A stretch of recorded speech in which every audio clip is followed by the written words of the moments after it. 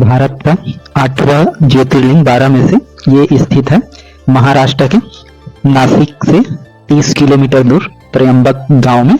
और महाराष्ट्र में स्थित ये तीसरा ज्योतिर्लिंग है। महाराष्ट्र में कुल 3 ज्योतिर्लिंग है, भीमाशंकर, घृष्णेश्वर और त्र्यंबकेश्वर। तो यहाँ तक आपको ये नासिक वेल कनेक्टिविटी है हर चीज से, ट्रेन से, प्लेन से आप आकर नासिक से ऑटो, बस या कुछ भी साधन लेकर निजी या सरकारी बस से आप वहां से 30 किलोमीटर दूर स्थित त्र्यंबक गांव में पहुंच सकते हैं। और यहाँ पर ये देखिए गजानन महाराज संस्थान है जो आप देखे थे कि ये ओंकारेश्वर में भी स्थित है और यहाँ पर आप स्टे कर सकते हैं। ये रुकने का बहुत ही सुंदर जगह है। यहाँ डॉर्मेट्री है और यदि सिंगल चाहिए तो रूम चाहिए तो यहाँ भी उपलब्ध है। और यहाँ भोजन की भी अच्छी व्यवस्था है, जैसे वहाँ 40 रुपये में था तो यहाँ भी 40 रुपये में अनलिमिटेड है, या भर पेट भोजन यहाँ पर कर सकते हैं। तो यहाँ रात को आइए, रात तक यहाँ पहुंचिए और यहाँ बिल्कुल अच्छे से विश्राम करके फिर मंदिर दर्शन के लिए जाइए। यहाँ पर आपको हर चीज की सुविधा मिल जाएगा, लेकिन यहाँ पर जो रूम है प्रायः फैमिली वालों को मिलता है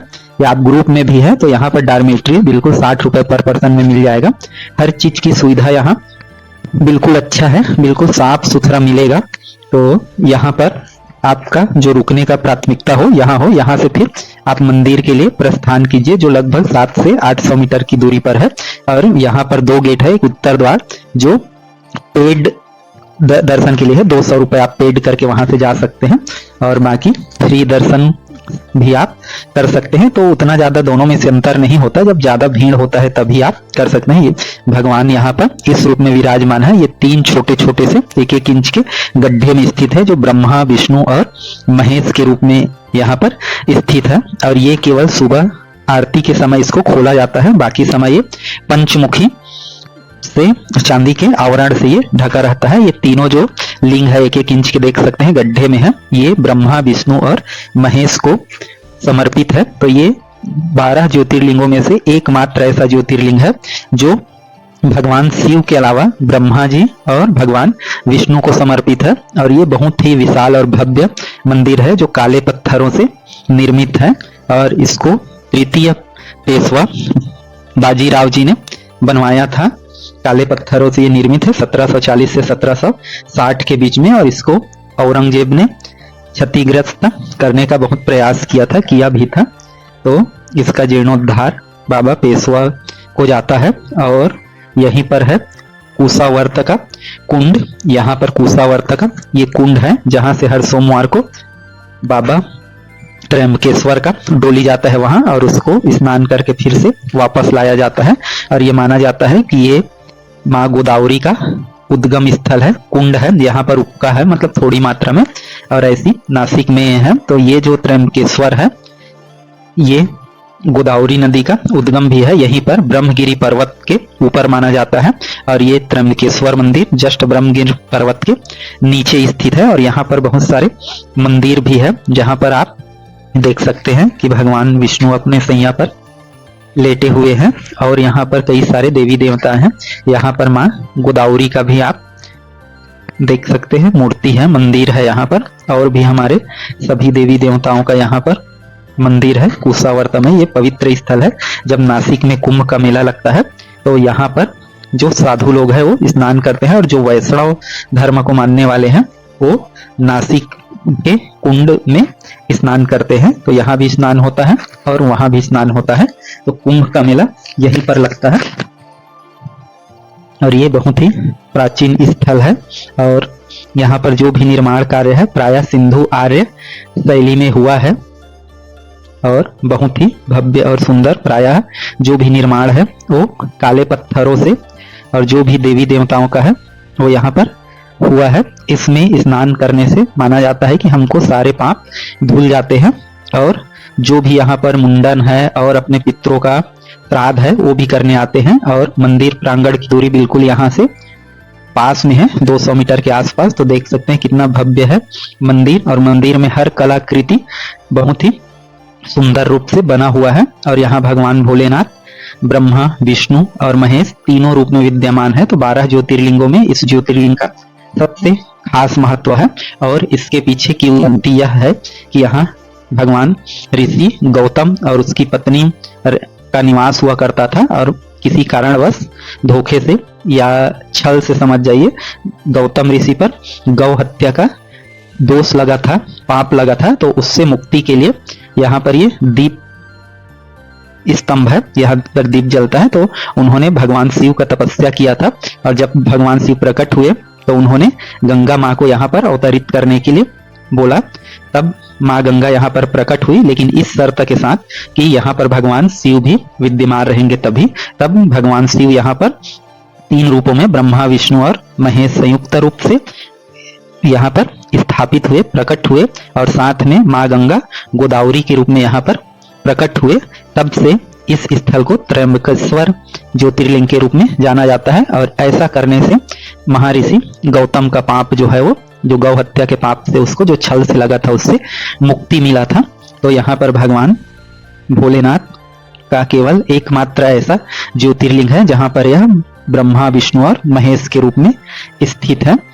और यहाँ पर ये देखिए, ये पंचमुखी जो चांदी के आवरण से ऐसे करके ये ढका रहता है और आपको हर समय एलईडी के माध्यम से आपको गर्भगृह का दर्शन होते रहता है। ये बहुत ही भव्य और काले पत्थर से निर्मित देख सकते हैं, बिल्कुल सुंदर। और एक बहुत ही विशाल यहाँ पर सुंदर त्रिशूल रखा हुआ है और इधर से एग्जिट गेट है और यहाँ पर भी लोग जाते हैं, मतलब भीड़ ज्यादा हो तो दोनों तरफ से भी। और यहाँ पर हम लोग देखते हैं कि जो गर्भगृह होता है कि वहां जो भी जल चढ़ता है उससे ये इसका किनारे यहाँ से वो निकलता है, तो लोग इसको प्रसाद के रूप में ग्रहण करते हैं और अपने। और यहाँ पर और भी शिवलिंग बना हुआ है, ये उसी का प्रारूप है त्र्यंबकेश्वर जी का, जहाँ पर लोग जलाभिषेक और जो भी पूजन है किया जाता है। यहाँ का खास बात और है कि यहाँ काल सर्प दोष की मुक्ति के लिए यहाँ पर पूजा किया जाता है खास रूप से, तो इसके लिए ये बहुत प्रसिद्ध है। तो यहाँ पर काल सर्प दोष निवारण। और यहाँ पर देखिए स्वामी त्र्यंबकेश्वर का आरती लिखा हुआ है, ये यहाँ लोग निकल रहे हैं। और ये प्रांगण बहुत ही बड़ा और बिल्कुल साफ सुथरा है। इससे आगे हम लोग चलते हैं। यहाँ पर एक ऋषि जो संत निवृत्तिनाथ का समाधि स्थल है और यहाँ पर उनका ये भक्त निवास भी है। यहाँ आप स्टे कर सकते हैं, 500 रुपए आपको देकर रूम मिल जाता है। यहाँ पर उनका समाधि स्थल है और यहाँ पर इसके अलावा रुकने के लिए आपको और कई भी जगह मिल जाएंगे, जहाँ 800 से लेकर 2000 रूम हिसाब से आपको चार्ज देना पड़ेगा, तो आप कहीं भी रुक सकते हैं।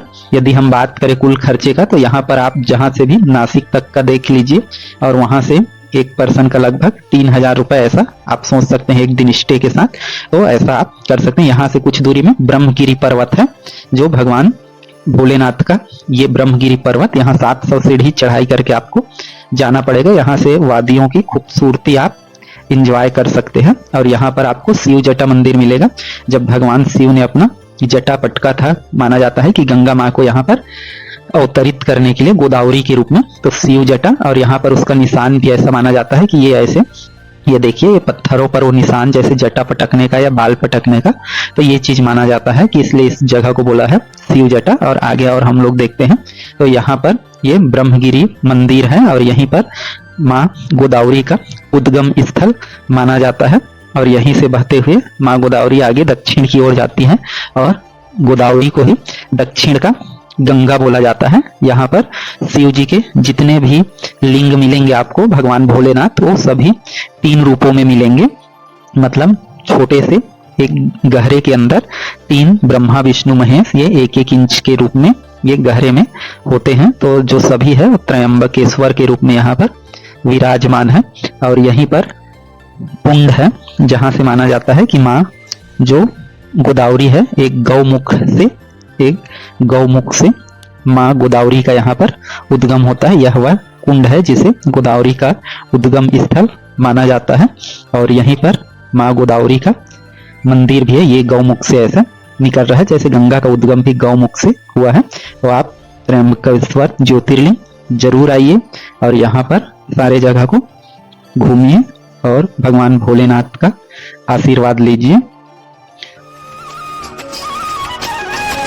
जय त्र्यंबकेश्वर, जय मां गोदावरी।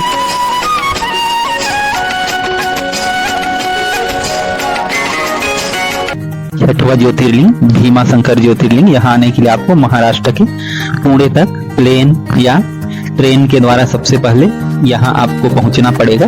फिर यहाँ से आप हमारा छठवां ज्योतिर्लिंग के लिए वहां से शिवाजी नगर मुख्य बस स्टैंड आना पड़ेगा। फिर यहाँ से आप भीमा शंकर के लिए बस के बारे में पूछ सकते हैं और यहाँ से सुबह 6 बजे से या और उससे पहले से हर टाइम पूरे टाइम के लिए बस मिल जाता है आराम से।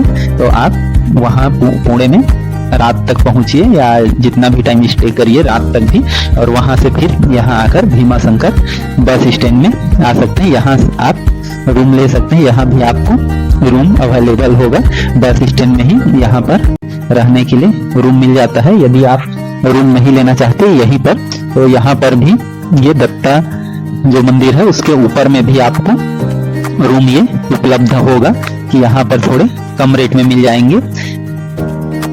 और यहाँ पर से आप नज़ारा देख सकते हैं पहाड़ों का। और यहाँ आप रुकने के बाद या यहाँ आप ऐसे रूम नहीं लेना चाहते तो यहाँ पर 1 घंटे के लिए भी दे दिया जाता है। यहाँ सुलभ भी उपलब्ध है 50 रुपए में, और यहाँ आप देकर बिल्कुल साफ सुथरा है। तो यहाँ आप नहा सकते हैं और फिर नहाने के बाद आप यहाँ से मंदिर के लिए निकल सकते हैं। तो जैसे आप जाएंगे तो मंदिर का जो मेन गेट पड़ेगा वहां से देखेंगे यहाँ पार्किंग की सुविधा है, पार्किंग है, और इधर से पैदल मार्ग भी है और इधर से सीढ़ी। तो यहाँ जाने के लिए ये एकमात्र ज्योतिर्लिंग है जहाँ सीढ़ी नीचे उतर के जाना पड़ता है। तो यहाँ से पैदल मार्ग से हम लोग चलेंगे तो यहाँ से आपको एक और कच्ची रास्ता मिलेगा जो आगे हमको जाता है और भीमा कुंड ले जाता है। यहाँ पर शिव जी का एक मूर्ति है, लिंग है, और यहीं पर ये भीमा कुंड है जहां से माना जाता है भीमा नदी का उद्गम हुआ है। और हम फिर से अपने रास्ते आ जाते हैं और यहाँ से फिर थोड़ी दूर चलने के बाद राइट साइड में एक रास्ता गया हुआ है। यहाँ पर एक पोस्टर भी लगा हुआ है, आप देख सकते हैं। यहाँ मंदिर में ऐसे कपड़े पहनकर प्रवेश न करें, मतलब भारतीय सभ्यता में प्रवेश करें, बाकी ऐसा कोई ड्रेस कोड नहीं है। यहाँ आने पर आप देख सकते हैं पूरी सीढ़ी में ये रेलिंग लगा हुआ है, वहां से आप लाइन लग सकते हैं, शेड लगा हुआ है। तो जितना जल्दी आएंगे आपको कम लाइन का सामना करना पड़ेगा। और मंदिर का दर्शन करने के बाद आप यहाँ पर बैठ सकते हैं प्रांगण में। यहाँ पर ये उनका आप चुनरी, आप मन्नत की चुनरी भी बांध सकते हैं। तो ये चीज यहाँ का खास है। और यहाँ पर शनिदेव का मंदिर है, वहाँ आप पूजा कर सकते हैं। और प्रांगण में ये एग्जिट द्वार है, यहाँ से मंदिर है।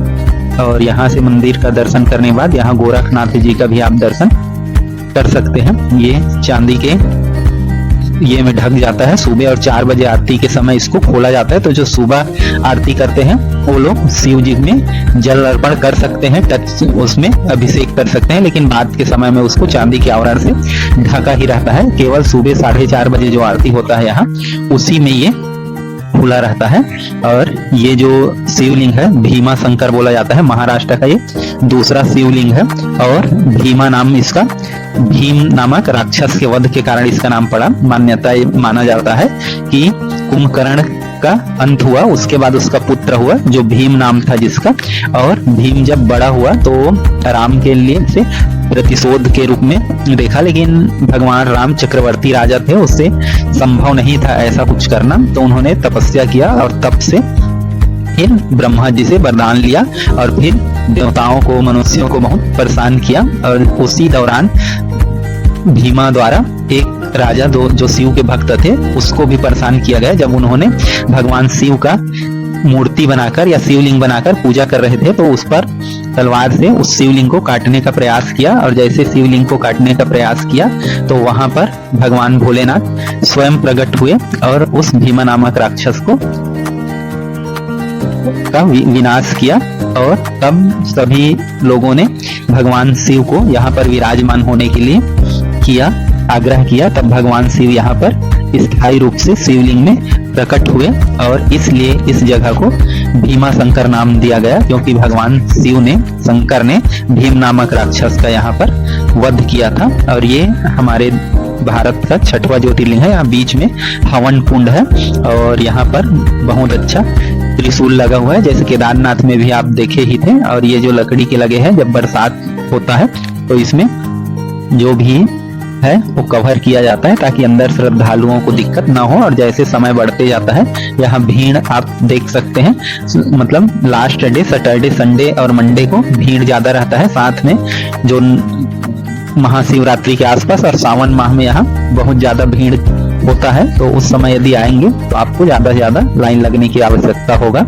और यहाँ पर 2 नंदी महाराज और सामने में शिवलिंग, ये आप देख सकते हैं कि कितना सुंदर भव्य बना हुआ है। और जितने भी ज्योतिर्लिंग है हमारे उनको स्थायित्व प्रदान करने में वल्लभाचार्य जो शंकराचार्य और अहिल्याबाई होलकर इनका महत्वपूर्ण योगदान रहा है।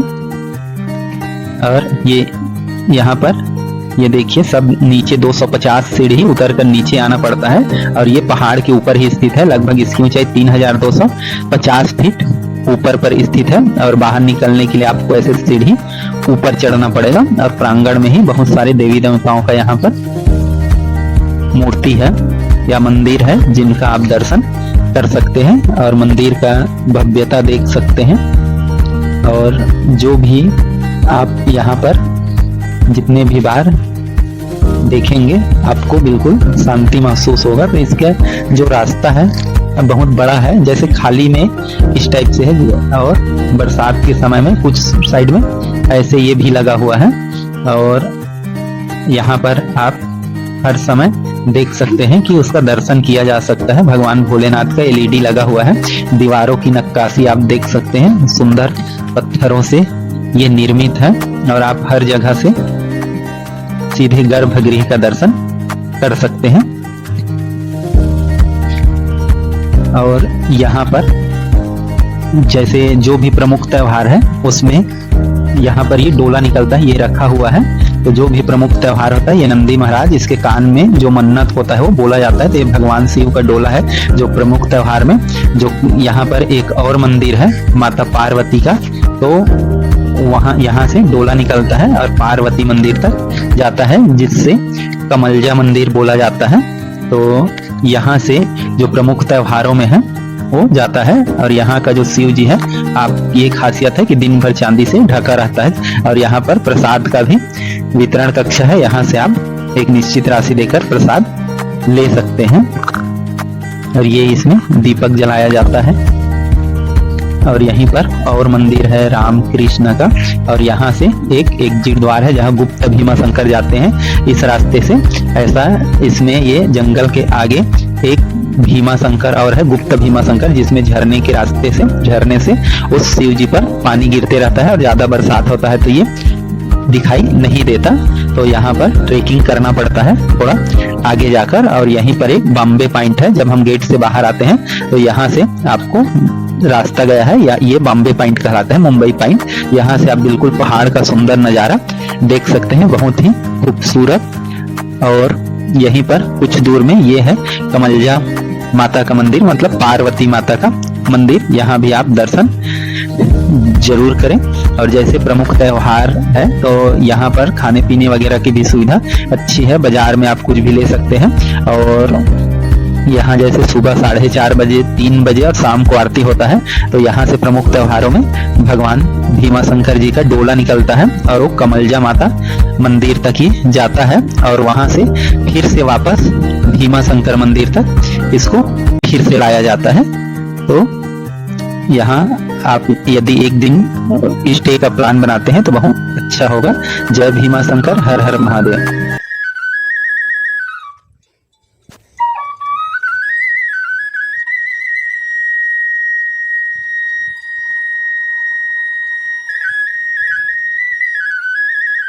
घुसमेश्वर ज्योतिर्लिंग, यहाँ ये 12वां ज्योतिर्लिंग है। यहाँ आने के लिए आपको सबसे सुविधाजनक ट्रेन है।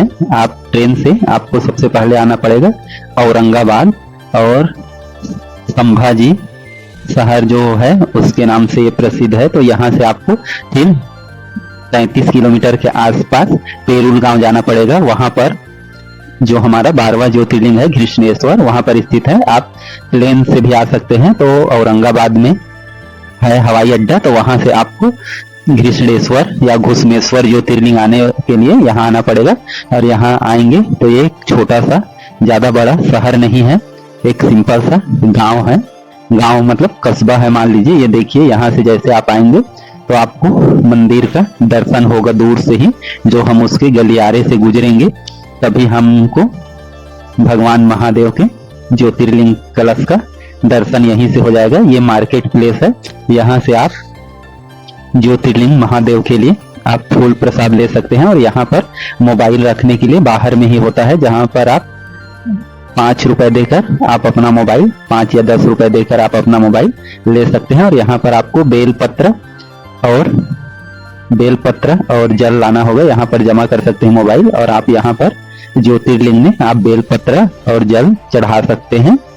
तो ये ऐसा केवल एकमात्र ज्योतिर्लिंग है जहाँ आप आके ज्योतिर्लिंग को छू सकते हैं, सब कर सकते हैं, छू सकते हैं, जल चढ़ा सकते हैं, बेलपत्र चढ़ा सकते हैं। तो ये मार्केट प्लेस है, यहाँ से आप सभी चीजें खरीद सकते हैं, जो भी आप सामान चाहें सुविधा अनुसार। ये मुख्य द्वार है, ये छोटा सा द्वार है, यहाँ से आपको अंदर प्रवेश करके जाना होगा और लाइन में लगना होगा। और ये मंदिर का प्रांगण, इसका निर्माण अहिल्याबाई होलकर जी ने करवाया था, क्योंकि मुगलों ने, आपको पता ही है कि सभी हमारे प्रमुख धार्मिक स्थलों को बहुत क्षति पहुंचाया था। तो उनका जीर्णोद्धार शंकराचार्य जी और अहिल्याबाई होलकर ने कराया था। आपको ये लाइन में लगना होगा। और यहाँ पर एक परंपरा है कि पुरुषों को अपना जो शर्ट है या बनियान है, ऊपर का जो वस्त्र है, उसको निकाल के ही अंदर जाना पड़ता है। और ये बहुत ही सुंदर शैली में बना हुआ है, देख सकते हैं कितना सुंदर। और लाल और सफेद पत्थरों से मिक्स बना हुआ है। नीचे तरफ देख सकते हैं लाल पत्थर और ऊपर तरफ का जो पत्थर है वो सफेद कलर का है, उसमें बहुत ही बेहतरीन कला है। ये देखिए जो बाहर निकल रहे हो बिना जो ऊपर के कपड़े के हैं, और फिर बाहर आके आपको पहनना पड़ेगा। तो शिवलिंग को यदि आपको स्पर्श करना है गर्भगृह में, तो आपको ऐसे ऊपर का वस्त्र निकाल के जाना पड़ेगा। और इसका जो प्रांगण है, इसका जो गर्भगृह है, बाकी सभी ज्योतिर्लिंगों से बहुत ज्यादा बड़ा है, इसलिए यहाँ पर आप ज्योतिर्लिंग को छू सकते हैं। वहां बाकी ज्योतिर्लिंगों में जैसे दूर से ही दर्शन करना पड़ता है, तो ऐसा यहाँ नहीं है। ये देखिए कितना सुंदर और भव्य बना है। और इसको घुसमेश्वर महादेव, साथ में घृष्णेश्वर महादेव या ज्योतिर्लिंग भी बोला जाता है। और ये जो जहाँ पर स्थित है पेरुल गांव, वह उतना बड़ा सिटी नहीं है। और ये यहाँ पर अहिल्याबाई होलकर जो इंदौर की महारानी थी, और इन्होंने ही सभी ज्योतिर्लिंगों का मतलब योगदान है इनका। और ये देखिए मंदिर ऊपर सफेद से, और यहाँ पर देखिए सभी देवी देवताओं का ऐसा प्रतिबिंब बना हुआ है उसमें। और ये बहुत बड़े एरिया में ऐसे फैला हुआ है। यहाँ ये गर्भगृह देखिए, सभी लोग ऊपर का वस्त्र निकाल के ही दर्शन करते हैं। और यहाँ पर ये बाहर में और भी नंदी महाराज है, और यहाँ पर ऐसे जो भी लाइन में लगे रहेंगे, तो यहाँ कम से कम 2 से 3 घंटा लाइन में लग सकते हैं। और ऐसे यहाँ पर सभी लोग अपना वो वस्त्र निकाल के ऊपर का और इधर से आते हैं। वो देखिए यहाँ पर नंदी महाराज और सभी अंदर का ये दृश्य आप ऐसे देख सकते हैं। सभी जगह एलईडी लगा हुआ है और मंदिर बहुत ही सुंदर है। और ये आखिरी नंबर पे ये देख सकते हैं, दर्शन कर सकते हैं घृष्णेश्वर महादेव। आप सबकी मनोकामना को पूर्ण करें यहाँ।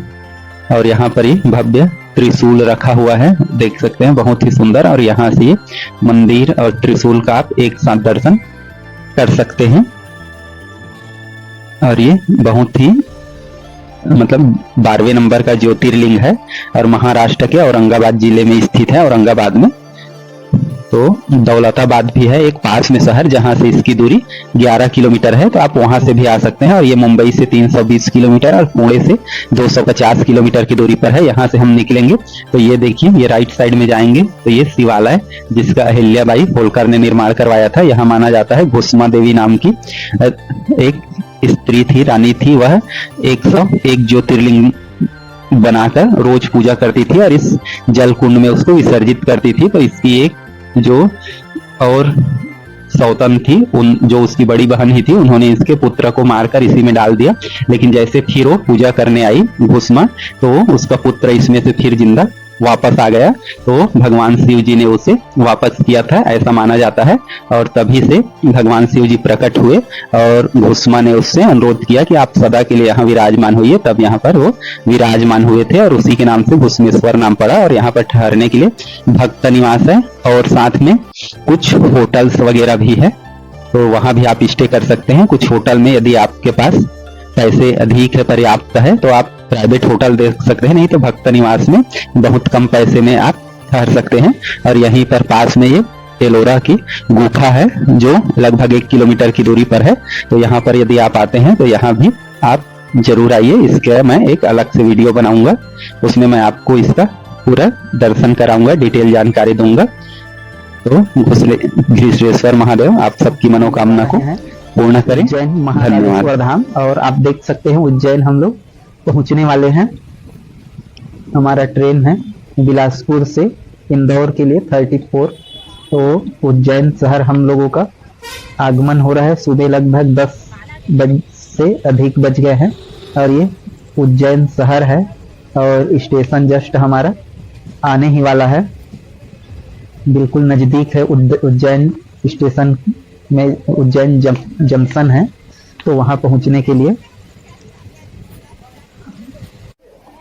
ये हम लोग पहुंच गए स्टेशन।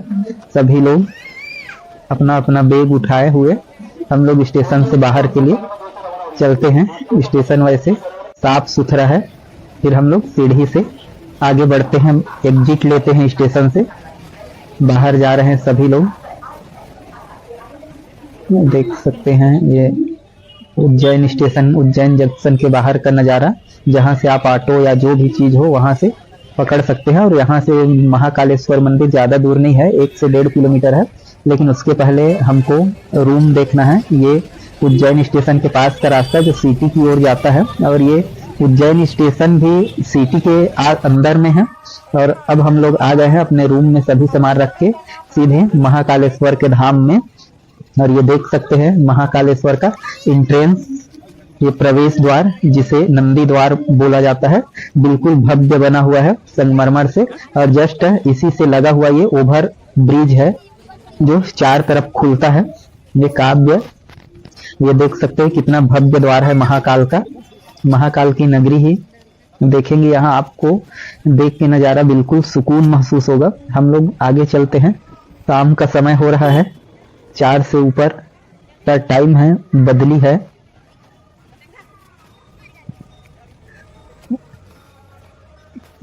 और देख सकते हैं कि हर जो पोल्स है या स्तंभ है ये सब संगमरमर से बिल्कुल बना हुआ है। ये फिर हम लोग पीछे से देखते हैं अंदर जाने के बाद, तो ये महादेव का त्रिशूल और ये नंदी द्वार जो रात को बिल्कुल आकर्षक लगता है। मैं आगे आपको नज़ारा भी दिखाऊंगा। यहाँ बिल्कुल साफ सुथरा, बिल्कुल हर चीज क्लीन प्योर, देख सकते हैं बिल्कुल कैसे फर्श है एकदम से साफ दिख रहा है। सफाई बिल्कुल यहाँ का बहुत ही अच्छा है बोल सकते हैं यहाँ। और ये महादेव जी और ये तालाब सा जिसमें फव्वारे वगैरह लगे हैं, शिव जी हैं, और ये स्तंभ प्रवेश द्वार सा बना हुआ है संगमरमर से ही। और यहाँ देख सकते हैं कि शेर है चारों तरफ, बीच में महादेव जी है, कमल का फूल है, पानी है, फव्वारे लगे हुए हैं, लेकिन अभी चालू नहीं है क्योंकि दिन का समय है, धूप भी है, बदली भी है। ये चारों ओर का नज़ारा। आगे बढ़ते हैं हम, और जैसे हम लोग यहाँ से आगे देखते हैं तो ये देख सकते हो 7 ऋषि महादेव के चारों तरफ, महादेव स्तंभ बना हुआ है, उसके चारों तरफ ध्यान में लीन है। ये 7 सप्त ऋषियों से ऐसा मान सकते हैं कि मानते हैं, मतलब ये बनाया ही गया है सप्त ऋषियों के लिए। तो यहाँ ये स्तंभ है, उसके चारों ओर 7 ऋषि हैं, ये 7 ऋषि। आज हम लोग पहुँचे हैं, आज हमारा पहला दिन है और हम लोग तुरंत यहाँ आ गए हैं। शाम का समय, बिल्कुल आगे बढ़ते हैं हम और आते हैं महाकालेश्वर मंदिर की ओर। आगे ये देख सकते हैं आप, इसके स्तंभ दूसरी ओर भी बिल्कुल जो इनका बाउंड्री सा है लगभग, वो भी बहुत ऊंचा बना हुआ है संगमरमर से ही, संगमरमर पत्थर से ही। ये जो स्तंभ है ये देखिए कितना शोभा बढ़ाते हैं सभी स्तंभ, बिल्कुल एक जैसे, सैकड़ों स्तंभ से ज़्यादा होगा। और लोग यहाँ बहुत अधिक मात्रा में आए हुए हैं। ये स्तंभ को देखेंगे आप तो बहुत मनोरम दृश्य है, साफ सफाई है।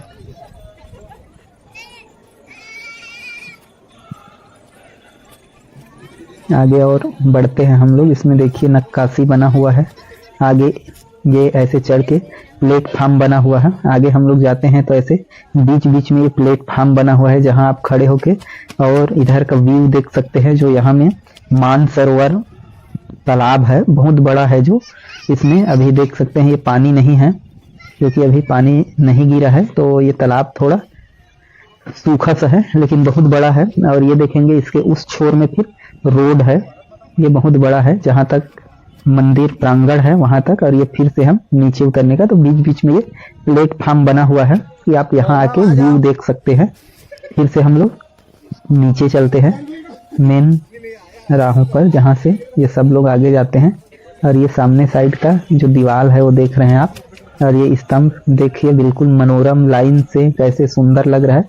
यहाँ जी शिव जी जा रहे हैं अपने नंदी में सवार होके। यहाँ हर चीज शिव जी के हर जगह का विशेष प्रतिमा बना हुआ है, ये देख सकते हैं उसका विकराल रूप। और ये बहुत सारे सिरों हाथों से और पूरे संसार को उठाए हुए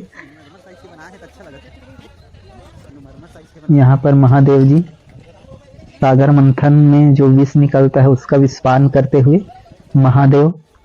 आगे हम लोग देखते हैं ये विशाल कॉम्प्लेक्स है।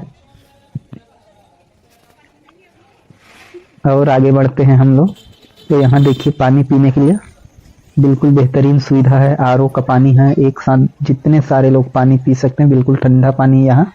तो यहाँ कोई भीड़ नहीं होता क्योंकि इतना सारा पानी का व्यवस्था है कि जितने लोग 30 लोग 50 लोग भर सकते हैं और आरओ का पानी मिलता है हमको। आगे बढ़ते हैं, यहाँ से हम लोग मंदिर के और पास आ गए। मंदिर बना हुआ है भारत माता का मंदिर, जिसका उद्घाटन प्रधानमंत्री नरेंद्र मोदी करने आए थे।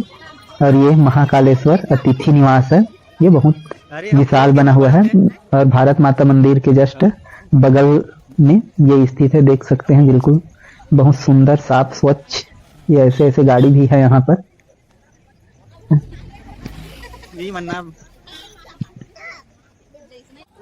आगे हम लोग बढ़ते हैं, ये जूता चप्पल रखने के लिए यहाँ निःशुल्क व्यवस्था है। जैसे वो बोरी देता है उसमें सारे चप्पल जूता हम लोग भर देते हैं और ये वहाँ ये हो जाता है। फिर यहाँ सबसे पहले हम लोग मंदिर का दर्शन करते हैं जो मृत्युंजय महादेव है, देख सकते हैं आप इसको। तो उस मंदिर में जाने के पहले मृत्युंजय महादेव का दर्शन करिए। इसके बाद आगे हम लोग बढ़ते हैं तो आगे यहाँ से मंदिर का प्रांगण शुरू होता है, मतलब और यहाँ जैसे प्रवेश करते हैं तो यहाँ देखिए आपका मोबाइल, यहाँ मोबाइल लाकर बना हुआ है, लोगों से सभी मोबाइल रखवा लिया जाता है। मोबाइल लाकर है, मोबाइल जमा करवा लेते हैं। यहाँ प्रवेश वर्जित है मोबाइल लेके जाना, और लाइन में लग के आपको यहाँ जमा करना पड़ता है। बिल्कुल सुरक्षित है मोबाइल। आगे और फिर हम लोग दर्शन करके आते हैं, आपको भी दर्शन कराते हैं महाकाल का। ये देख सकते हैं हर जगह ऐसे स्क्रीन लगा हुआ है, उससे आप आसानी से दर्शन कर सकते हैं महादेव का हर समय। और यहाँ पर मोबाइल अंदर में वही व्यवस्था है कि कम से कम 3 से 5 काउंटर है जिसमें मोबाइल जमा करवाया जाता है और अंदर में आपको मोबाइल नहीं ले जा सकते। फिर हम लोग आते हैं तो ये नंदी द्वार और ये अन्य क्षेत्र 2 ओर का रास्ता है, यहाँ से भी देख सकते हैं। बाहर ये स्क्रीन बहुत दूर तक दिखता है, यहाँ भी महादेव का दर्शन कर सकते हैं। महाकाल का श्रृंगार हो रहा है, आरती होने वाला है। और ये अब हम लोग बाहर साइड चलते हैं और आप कुछ देर बाद घंटे की आवाज सुनेंगे और जब आरती स्टार्ट होगा, ये देख सकते हैं हल्का फुल्का शाम का समय है, लाइट जलना शुरू हो गया है। अब सभी लाइट थोड़ी थोड़ी पीली रोशनी में नहाया हुआ संगमरमर से, देखिए कितना सुंदर सुनहरे कलर में महादेव का मंदिर बिल्कुल स्वर्ण जड़ित ऐसा लग रहा है। अब लाइट कुछ लाइट जला है लेकिन असली अब उसका प्रकाश थोड़ा सा बाकी है क्योंकि हल्का सा उजाला है। और जैसे जैसे आगे हल्का अंधेरा होगा ये रोशनी अपना पूरा और सुंदरता बिखेरेगी। अब जैसे जैसे अंधेरा होते जा रहा है, दिन ढलते जा रहा है, देख सकते हैं महाकाल का लोक है, स्वर्ण लोक जैसे बदलने वाला है। और देख रहे हैं बिल्कुल जो ये है लाइट, ऐसा लगा है ये जो संगमरमर से बना स्तंभ या जो भी चीजें हैं वो जैसे ऐसे लगने लगेगा कि जैसे ये स्वर्ण से बना हुआ हो। बिल्कुल सुंदर नजारा होगा। आसमान में थोड़े थोड़े बादल हैं, लोग अभी भी आते जा रहे हैं, क्योंकि अभी कुछ देर में ये देखिए लाइट कैसे सुनहरा कलर में परिवर्तित हो रहा है। ये लाइट जलने से बहुत ही मनोरम दृश्य है। ये लाइट देखिए, अब आकाश थोड़ा गहरा नीला होने वाला है, कुछ देर में फिर इनका जो रूप है वो काला हो जाएगा। लाइट लगभग जल चुका है, लेकिन इसका जो प्रभाव है वो पूरी तरीके से अभी नहीं हुआ है। आरती का समय है। ये भगवान शिव जी, माता पार्वती, ये भी, और यहाँ भी माँ काली, ये शिव जी राक्षसों का वध करते हुए देखिए अब, और सोने जैसा चमकने लगा हमारा महाकाल का मंदिर। संगमरमर से बना हुआ देख सकते हैं। ये सामने बाहर का ये दीवार है, ये अब देखिए बिल्कुल सुनहरे कलर में बदल गया। जो भी स्तंभ है पूरे हर तरफ ऐसे लगेगा कि सोने से सजा हुआ है, सोना से बना हुआ है। दूर से देखेंगे तो बिल्कुल सुनहरा रोशनी है। ये देख सकते हैं आप कैसे दिख रहा है। ये जो सप्त ऋषियों का बीच का स्तंभ है, कैसे इसका कलर बदल गया। आगे और आते जाते हैं तो अब देखिए लाइट का जो प्रभाव है वो कैसे दिखने लगा। और ये देखिए बिल्कुल सुनहरा महाकाल का स्वर्ण लोक बोल सकते हैं आप इसको। नंदी द्वार का नजारा देखिए, ये महादेव का त्रिशूल, महादेव का त्रिशूल। यहाँ से आगे देखिए अब जो लाइट है अपना पूरा प्रभाव बिखेरने लगा। और यहाँ से जो उस समय जब हम लोग आए थे तो ये जो नजारा था वैसा नहीं था। आकाश देखिए बिल्कुल गहरे कलर में फब्बारे जारी हो गए हैं। बिल्कुल सिंह के मुख से फब्बारे निकल रहे हैं, भगवान के बीच में चारों तरफ फब्बारे। बिल्कुल खूबसूरत नजारा, महाकाल का स्वर्ण लोक बोल सकते हैं इसको। कैसे सुनहरी कलर में बिल्कुल चमक रहा है। ये नंदी द्वार देख सकते हैं कैसे जल रहा हो। ये बिल्कुल सुनहरा, बिल्कुल सोने से बना हुआ महाकाल का ये त्रिशूल, डमरू और ओम। और ये नंदी द्वार का नजारा देखिए, बिल्कुल स्वर्ण निर्मित, ऐसे लग रहा है जैसे स्वर्ण से ही बना हो। अब मैं आपको नीचे से दिखाता हूँ नंदी द्वार कितना भव्य बना है।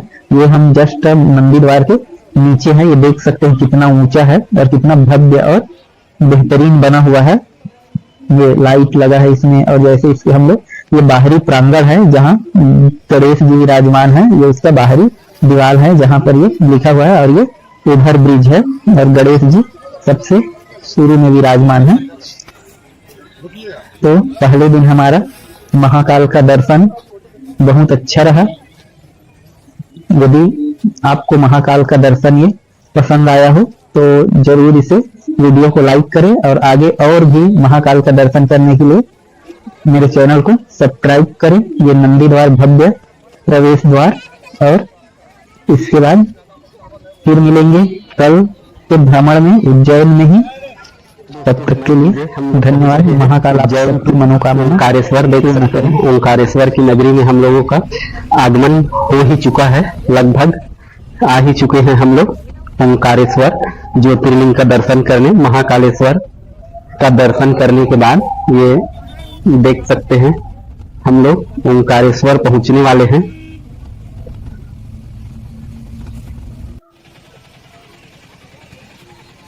ओंकारेश्वर, और यहाँ पर सबसे शुरू में देख सकते हैं ममलेश्वर महादेव। इसके आगे हम लोग चलते हैं, जो ब्रिज बना हुआ है उससे हम लोग चलते हैं। नीचे से भी जा सकते हैं लेकिन हम लोग ऊपर से चलते हैं। ब्रिज बना हुआ है ऊपर में, देख सकते हैं। ये नीचे नर्मदा नदी दिखाई दे रहा है और यहाँ से बहुत सुंदर नज़ारे हैं। बहुत सारे नाव आपको दिख रहे हैं, नर्मदा मैया दिख रहा है। और देख सकते हैं कितने ऊपर में ये ब्रिज बना हुआ है। और जो सामने देख पा रहे हैं आप, वही ओंकारेश्वर महादेव है। ये सामने हम जो देख रहे हैं वहाँ हमको जाना है। नाव से हम लोग नदी से नीचे से जा सकते हैं, लेकिन हम लोग जाते समय पुल से होकर जाते हैं। फिर ये यहाँ पर देख सकते हैं, ये मार्केट प्लेस है। मार्केट प्लेस से होकर चलते हैं हम, और फिर जो यहाँ पर आप कुछ भी ख़रीदारी कर सकते हैं ऐसे, और बहुत सारे मार्केट प्लेस हैं यहाँ पर। तो ये इस पार का है। यहाँ देख सकते हैं, ये ओंकारेश्वर ज्योतिर्लिंग का मुख्य द्वार है, जहाँ पर ये लिखा हुआ है। यहीं से हम लोग आगे जाते हैं।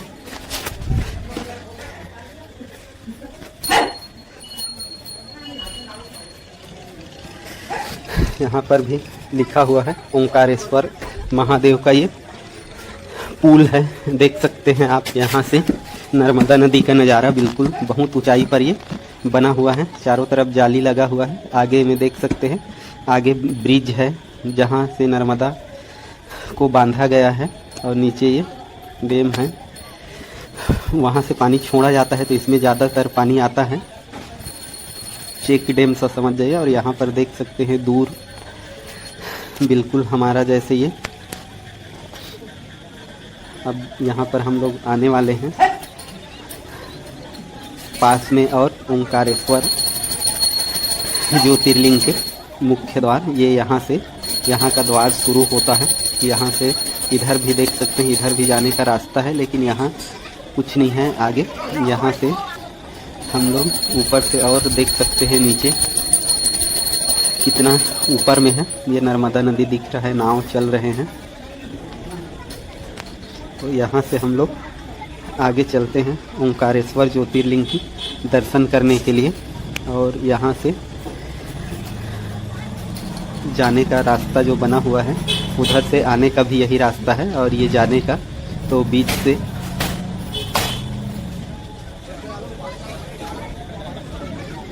लगा हुआ है ये रेलिंग। लोग आ और जा रहे हैं, और नर्मदा मैया नाव से भी क्रॉस करके लोग जाते हैं। यहाँ से पैदल आते और जाते हैं तो दूर पड़ता है, तो लोग बोटिंग करने के लिए भी नाव का सहारा लेते हैं। कम से कम उनका घूमना भी हो जाता है। और ये जो ऊपर सामने से मैं दिखाया, ये प्रायः हमारा मुख्य मंदिर से सामने का ये हिस्सा है, जहाँ से मुख्य रूप से मंदिर के सबसे नीचे जाने के लिए है। लेकिन यहाँ से फिर से हमको लाइन में ऊपर चढ़ना पड़ता है। तो यहाँ से हम लोग देख सकते हैं, यहाँ कोई सीढ़ी नहीं है, बल्कि उसी से हमको सीधे रेलिंग में ही, मतलब ये स्लोप बना हुआ है, और उसी से हम नीचे जाते हैं। ये बिल्कुल यहाँ से हम लोग गोल घूमते हुए फिर से एक सीढ़ी नीचे, फिर से एक सीढ़ी नीचे करते हुए ऊपर से आप नर्मदा नदी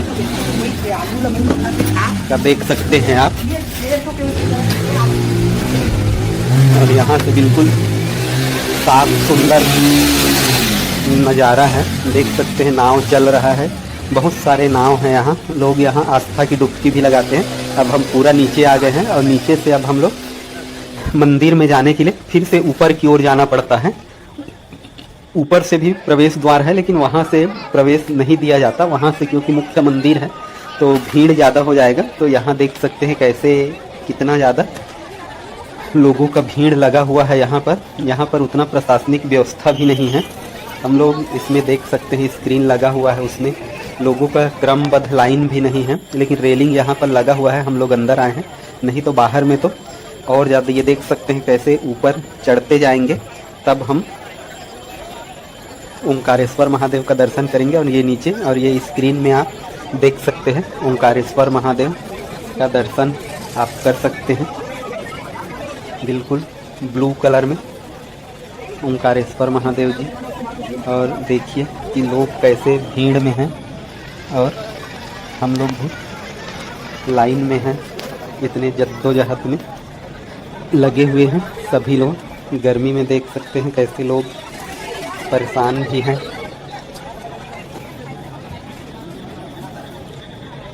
यहाँ पर सब पसीने से और पानी पिलाया जा रहा है लोगों को। बहुत ज़्यादा भीड़, और जितना सीढ़ी हम ऊपर से नीचे आए हैं, उसी को फिर से हम चढ़ के हम उसका दर्शन करने उतना ही ऊपर जाएंगे, और फिर ऊपर में हमारा ओंकारेश्वर ज्योतिर्लिंग का दर्शन होगा। तो ये मुख्य चीज़ है जो आप सामने से सीढ़ी नुमा जो देखे थे, तो वो इसीलिए बनाया गया है कि उसके बनने से थोड़ा सा, ये देख सकते हैं हम लोग थोड़ा ऊपर हैं, तो ये नीचे का नज़ारा है कि नीचे में लोग कैसे हैं। हम लोग थोड़ा ऊपर पहुँचे हैं अभी, और अभी इतना ऊपर अभी और हमको जाना है। ऊपर पंखे वंखे भी लगे हुए हैं, यहाँ बहुत सहूलियत है, लेकिन नीचे में बहुत ज़्यादा दिक्कत है। यहाँ उतना ज़्यादा दिक्कत नहीं है, रेलिंग लगा हुआ है। और यहाँ देख सकते हैं हम लोग पहुँच गए हैं नंदी महाराज के पास। तो यहाँ पर हम लोग जो भी अपना फूल माला है वो यहाँ चढ़ाते हैं, और यहाँ से फिर आगे और कई चक्र लगाना पड़ेगा। देख सकते हैं पसीने के बीच लोगों का यहाँ पर भीड़ अभी भी, लेकिन कम से कम शांतिपूर्ण है। ये मंदिर के जस्ट सामने हम लोग पहुँचने वाले हैं। यहाँ पर देख सकते हैं ये इनका जो पिलर है अब स्पष्ट रूप से दिखाई दे रहा है ओंकारेश्वर महादेव का। ये जस्ट उसके सामने का हिस्सा है, आगे गर्भगृह है। तो यहाँ पर हम लोग देख सकते हैं ये सामने गर्भगृह है। यहाँ तक यहाँ मोबाइल अलाउ नहीं है, लेकिन मैं थोड़ा उपयोग कर रहा हूँ। ये स्तंभ देख सकते हैं ओंकारेश्वर महादेव का, बिल्कुल कैसे बना हुआ है, बहुत प्राचीनतम ये ज्योतिर्लिंग है। तो यहाँ अंदर का नज़ारा है, और यहाँ देख सकते हैं ये बिल्कुल अब हम लोग बाहर आ गए। तो यहाँ से ये बाहर जो देख पा रहे हैं मैं दिखा रहा हूँ, ये केवल आने जाने के लिए बना हुआ है सामने का हिस्सा। उसका वास्तव में कोई मंदिर से ऐसा प्रत्यक्ष नहीं है, वो सामने बनाया गया है। और उससे हम लोग नीचे आते हैं, और नीचे आने के बाद फिर मंदिर में दर्शन के लिए ऊपर लाइन लगता है। तो ऐसे इसको बनाया गया है। अब यहाँ से मैं आपको ऊपर से दिखाता हूँ कि नज़ारा कैसे, बिल्कुल शानदार, बहुत ही ऊपर है। ये पुल आगे भी एक बना हुआ है, ये पुल देख सकते हैं। यहाँ से हम लोग नीचे आ गए हैं अब। तो यहाँ देखिए ये जो बना हुआ है सामने ढांचा, ये केवल सीढ़ी है जो नीचे आने ऊपर जाने के लिए है। बाकी मंदिर का जो पीछे चट्टानों में है, और इधर आपको चारों तरफ यही दिखेगा। ये बिल्कुल नर्मदा मैया यहाँ पर बहुत गहरा है, पथरीला है यहाँ पर, और चारों तरफ चट्टान है। और चट्टान के ऊपर बाकी ये जो भी मंदिर है, जो पुल्स हैं और सारे चीज़ बना हुआ है। लोग आस्था की डुबकी लगा रहे हैं यहाँ पर, लेकिन बहुत सावधानी की ज़रूरत होता है यहाँ पर। यहाँ से अब हम लोग वापसी नाव के द्वारा जाएंगे, क्योंकि पुल से यदि हम लोग ऊपर चले तो बहुत टाइम लगेगा। और हमको, क्योंकि हम लोग महाकालेश्वर से यहाँ तक आए हैं दर्शन करने, तो हमारे गाड़ी का भी टाइम हो जा रहा है, क्योंकि महाकालेश्वर से यहाँ की दूरी 140 किलोमीटर से ज़्यादा है। और 140 किलोमीटर को कम से कम 4 घंटे के आसपास का समय लगता है। तो हम लोग अब नाव से देख सकते हैं यात्रा कर रहे हैं। बिल्कुल नाव का, बोटिंग का भी आप मज़ा ले सकते हैं यहाँ पर। बिल्कुल मनोरम दृश्य है, बहुत अच्छा अनुभव होगा। चारों तरफ का नज़ारा आपको, नाव का भी अनुभव ले लिए, और बिल्कुल फिर आसानी से हम लोग सामने भी जल्दी पहुंच जाएंगे। जो हम लोग सीढ़ी चढ़ते ऊपर, वहां से फिर उस पुल पर जाते, वहां के बदले देख सकते उस पुल से जाते, तो इसके बदले हम लोग सीधा यहाँ से, तो लोग ऐसी करते हैं कि नाव का सहारा लेके फिर सामने में सीधा पार कर जाते हैं। और पानी देख सकते हैं कैसे पथरीला, जो नदियों का पानी है कितना गहरा होता है और कितना शांत होता है। और ये नज़ारा देख सकते हैं ओंकारेश्वर महादेव, ये आपको दिख रहा है। और इधर अब हम लोग उतर के ये पुल से गए थे, ये सामने का हमारा नज़ारा, ये ओंकारेश्वर महादेव आप सबकी मनोकामना पूर्ण करें। जय ओंकारेश्वर महादेव। आगे फिर से हम लोग सामने आ गए, फिर मिलते हैं। आप सबकी मनोकामना पूर्ण करें। जय ओंकारेश्वर। यदि ये वीडियो आपको पसंद आया हो तो चैनल को सब्सक्राइब करें, वीडियो को लाइक करें। फिर मिलते हैं नेक्स्ट धाम के साथ, तब तक के लिए धन्यवाद।